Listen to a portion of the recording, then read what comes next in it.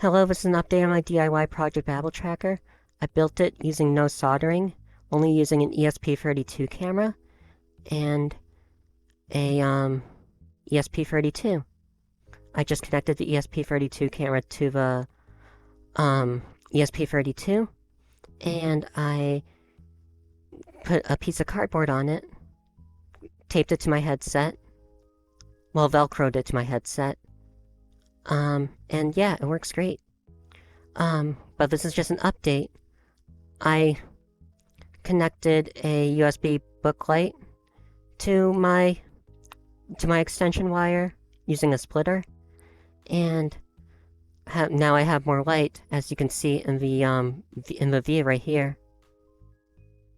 And yeah, so as you see,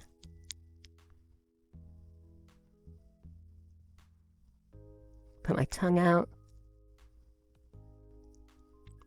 A lot better now that I have USB booklight. Before, I was using 2 lamps in my room, and the quality was kinda hit or miss. But now this is a lot better. Oh yeah.